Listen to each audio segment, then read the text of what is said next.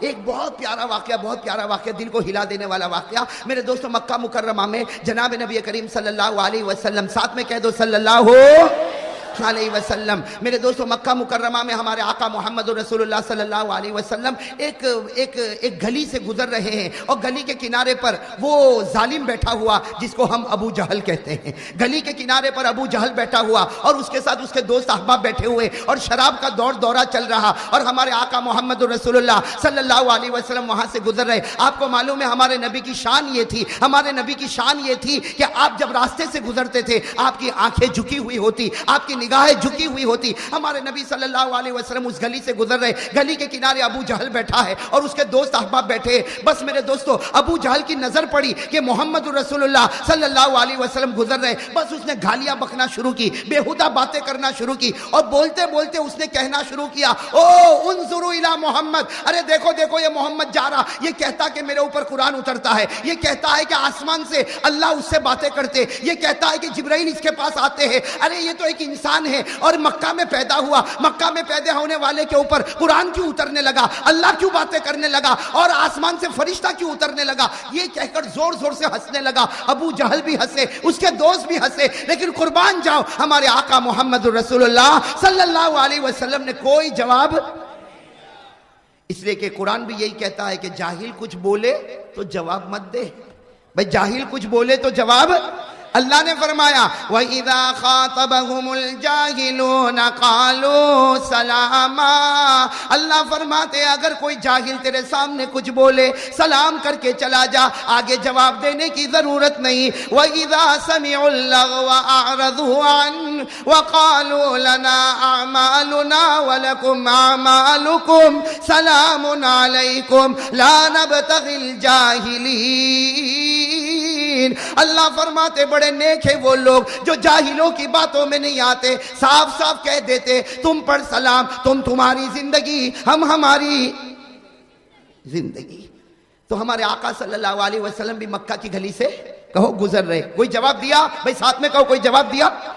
تو ابو جہل کو بڑا غصہ آیا کہ محمد کو اتنا سب بولا لیکن محمد نے کوئی جواب نہیں دیا، تو اپنے دوستوں کو کہا 11-12 دوست تھے، کہا اٹھو اٹھو ان کے پیچھے چلو۔ اب وہ 11-12 سب کے سب گلی کے کنارے سے نکلے اور ہمارے نبی کے پیچھے چلنے لگے اور بےہودہ باتیں کرنے لگے، گالیاں بکنے لگے، ہمارے آقا محمد رسول اللہ صلی اللہ علیہ وسلم پر پتھر مارنے لگے۔ ہمارے آقا صلی اللہ علیہ وسلم پیچھے مڑے اور کہا تم چاہتے کیا ہو، ای شیء تریدون، تم چاہتے کیا ہو؟ تو ابو جہل نے کہا ہم یہی چاہتے ہیں کہ تم ایک مرتبہ کہہ دو کہ میں نبی نہیں ہوں، تم ایک مرتبہ کہہ دو میں رسول نہیں ہوں۔ ہمارے آقا صلی اللہ علیہ وسلم کی آنکھوں میں آنسو آئے، فرمایا اگر تم لوگ ایک ہاتھ میں سورج رکھ دو اور ایک ہاتھ میں چاند رکھ دو اور کہو کہ میں یہ کہوں کہ میں نبی نہیں، میں مر سکتا لیکن کہوں گا میں نبی ہوں، میں پیغمبر ہوں، قرآن مجھ پر اترا، اللہ مجھ سے باتیں کرتا اور جبرائیل مجھ سے باتیں کرتا، اور اللہ کسی کو نبی بنائے اسے کوئی روکنے والا نہیں ہو سکتا۔ نعرہ تکبیر، نعرہ تکبیر،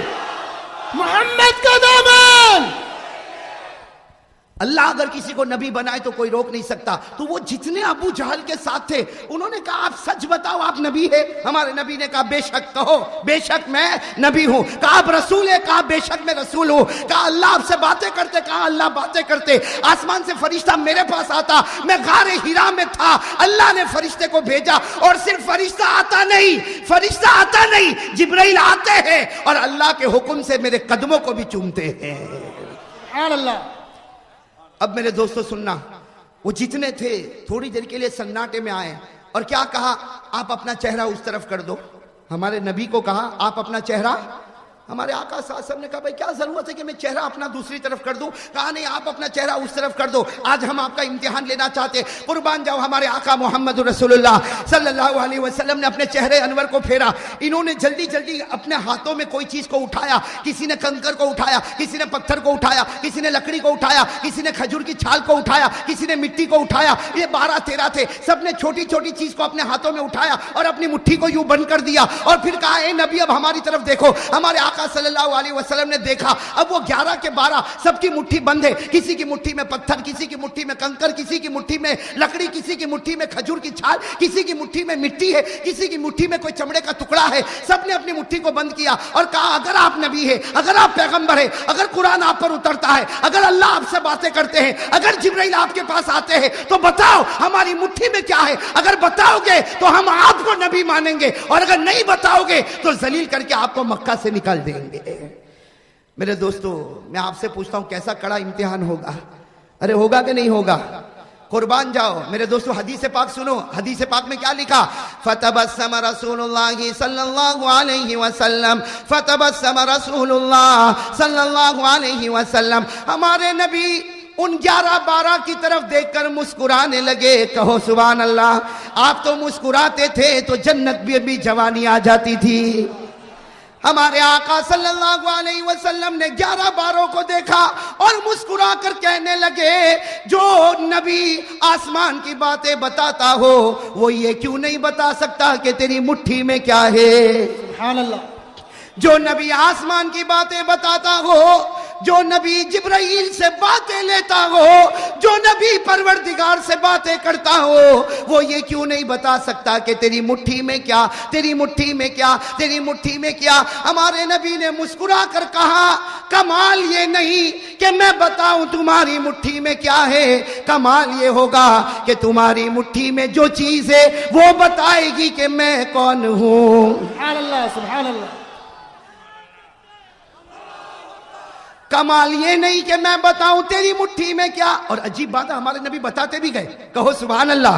کہا کمال یہ نہیں کہ میں بتاؤں تیری مٹھی میں کیا، تیری مٹھی میں کنکر ہوگا، اس کی مٹھی میں حقیقت میں کنکر ہے. تیری مٹھی میں پتھر ہوگا، تیری مٹھی میں لکڑی کا ٹکڑا ہوگا، تیری مٹھی میں چمڑے کا ٹکڑا ہوگا، تیری مٹھی میں کھجور کی چھال ہوگی. کہا کمال یہ نہیں کہ میں بتاؤں تیری مٹھی میں کیا، تمہاری مٹھی خود بتائے گی کہ میں کون ہوں. ہمارے نبی نے اتنا فرمایا.